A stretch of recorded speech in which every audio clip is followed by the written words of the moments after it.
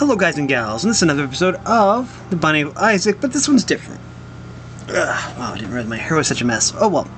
Anyways, I've already done a, hit F here, there we go. I've already done a, my perception, was that what it was called? My view, my, oh man, I can't find it. To check YouTube, my YouTube studio. Anyways, I already did a video similar to this, but I didn't really go into as much detail as I wanted to. So we're going to go into a little bit more detail. Let's see. Sorry, this is taking some time. But anyways, I didn't cover everything that I wanted to cover. So we are going to, no, that's not it. Here we go. My thoughts on the Binding of Isaac. This is going to be part 2 of that because I didn't exactly go into as much detail as I wanted to. We're not going to actually play the game. I just wanted it to be on the screen here. Anyways, I didn't go into detail as to why it is really unlikely that Maggie would be hearing messages from God. And I'm going to go into that detail now. That basically now. Also, basically, you should know that basically this is all in Isaac's head anyways. The truth is that Maggie probably isn't mentally ill or trying to kill him with a knife. It's probably all just his imagination, or his overactive imagination, I should say. Anyways, I love this song, by the way. It's really, really a good song. Anyways,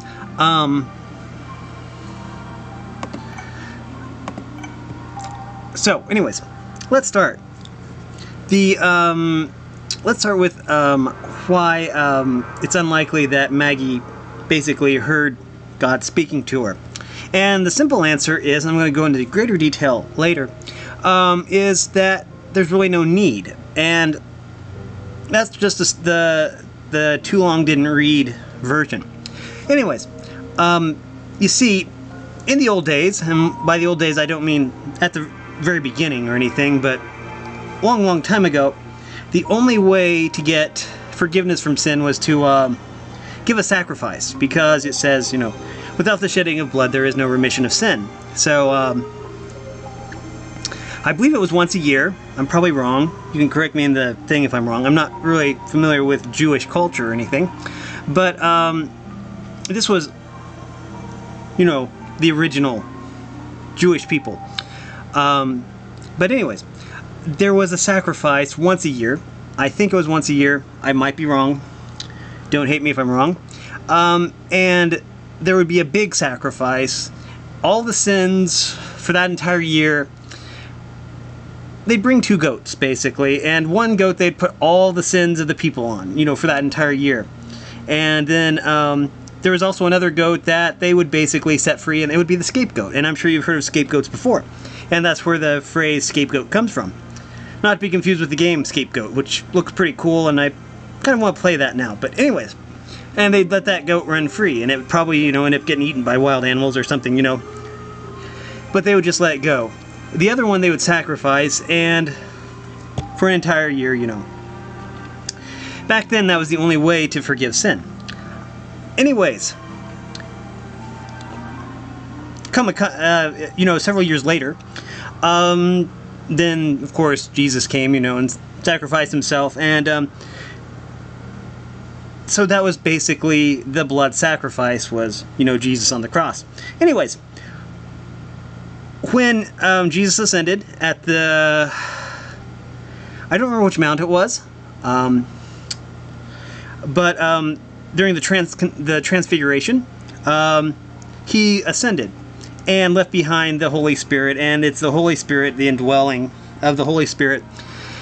That's the reason that God doesn't really talk to people. He doesn't need to. Back in the old days, he had to talk to the prophets, and the prophets then passed the information onto the people. Another thing is that in the temple, only one person, I think, had access to God, and that was the high priest, and the high priest did the sacrifice. Of course, there were people who did, you know, sacrifices for their own sins, you know. But the overall only person who actually had access to God was the high priest, and he had access to the inner chambers of the temple where the sacrifice was actually made. So yeah. Anyways, that was basically then. So now, since Jesus ascended and the Holy Spirit came in, you know, there was really no need to make the sacrifices anymore. There was no need for any of that. And there's no need for God to actually talk to people because everyone has access to the Holy Spirit now. So everyone basically has access to God because, you know, of all that. I know that's a really long-winded explanation for something that probably really doesn't matter anyways because it's a game. But anyways, another thing that's really kind of interesting is if you take on, if you have the Bible is an object in this game, and you use it, it's a charged item, you know, you battle through rooms and get the charges, you know, and it basically gives you the power of flight, you know, for one room, I believe it was. Anyways, again, correct me if I'm wrong, I'm not really familiar with this game too much, but if you use the Bible in the mom fight, any of the mom fights, it kills her instantly. And there's a reason for that, and I don't know if it's canon or not, so feel free to roast me in the comments if it isn't canon. But where I heard it, I don't remember. It was probably during one of Hut's streams or something. But I think that, again, this is Isaac's imagination probably, but I think that a Bible fell off the shelf and killed his mother or something, because if you use the Bible during the mom fight, it kills her instantly. It's like a one-shot kill. Really, really strange. And I'm not sure if that's true or not, or if that's canon. I don't really know enough about the game. So if you're here to learn about the game, you're probably on the wrong video. I suck at this game. Now, something else I will say is I do like this game, because it's a lot like, for me it's the best part of Zelda, because I always really like the dungeons the best. Not so much the whole world exploration thing, but the dungeons. And I'm perfectly fine playing this game even though the creator might have a different worldview than I do. I think it's really cool that that people have different worldviews. Different opinions, I mean, and even if it's a worldview I don't agree with, I respect the creator's vision. I mean, I respect the creator's right to have that worldview. When it comes to worldviews or beliefs or stuff like that, I'm pretty much okay with anything as long as you're not hurting yourself or somebody else. I mean, there are some toxic worldviews out there. But if your worldview is, you know, if you're not hurting yourself and you're not hurting anybody else, then having your own worldview is fine. I'm perfectly fine with that. I think this game is really unique. I'd love to play, you know, Rebirth or Afterbirth or Anti-Birth, or, you know, all of the games, even though I'm really probably wouldn't be very good at them. I'm just not very good with the whole keyboard thing, and I don't have to download the, whatever it's called. Wait a minute. What is it called? Trolls. Joy 2 Key. I don't really feel like downloading that, but anyways, I think that would make it so I could use my Switch Pro controller to do that. Oh, there's a lefty flip? I don't know what that is. Oh, wait a minute. A-Z-E-R.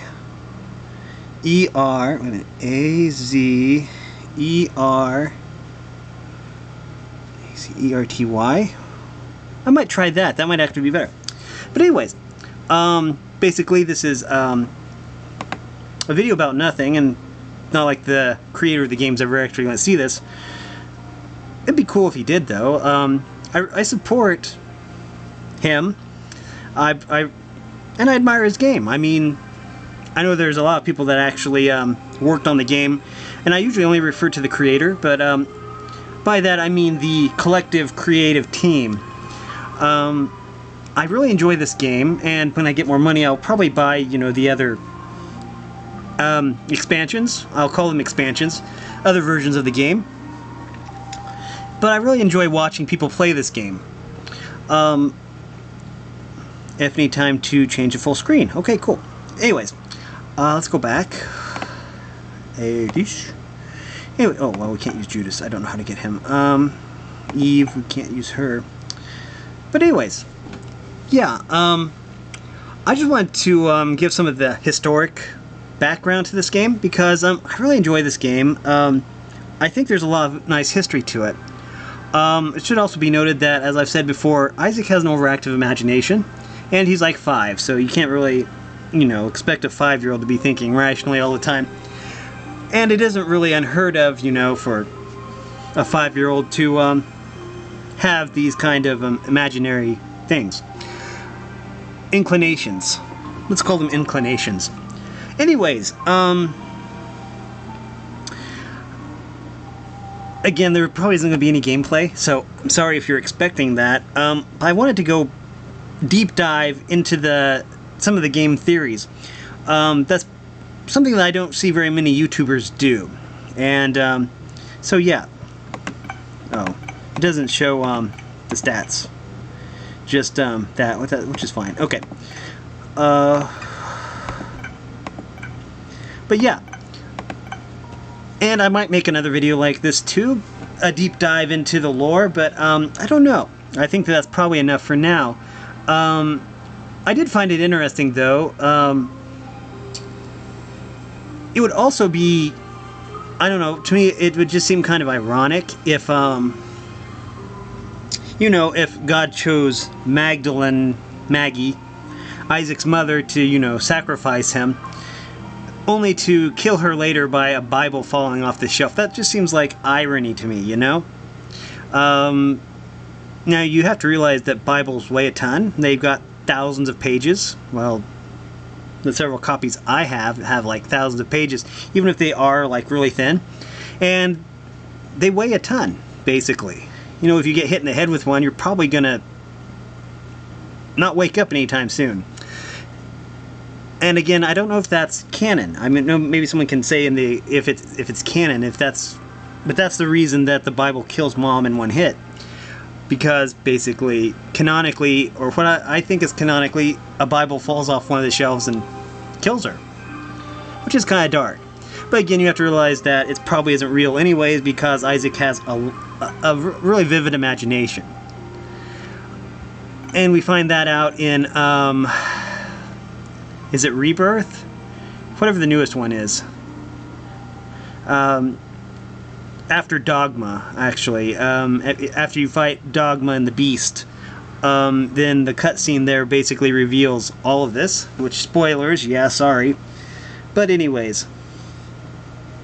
I just wanted to make a quick video here. It probably isn't quality content. I don't know. I don't think any of my videos really are, but if you did find this really interesting after all, then make sure you like and subscribe and ring the bell so you know when I upload. Also, if you want to support me in any way, then all that information is in the description below, along with a link to the Discord server, and that'll do it. Again, a special thanks to the creator, Ed, and, you know, his team for creating this game in the first place. It's really fun making videos of it, even though I'm not very good at it yet. But yeah. Anyways, thanks for watching, everyone, and, oh wait, I have to get back to OBS here.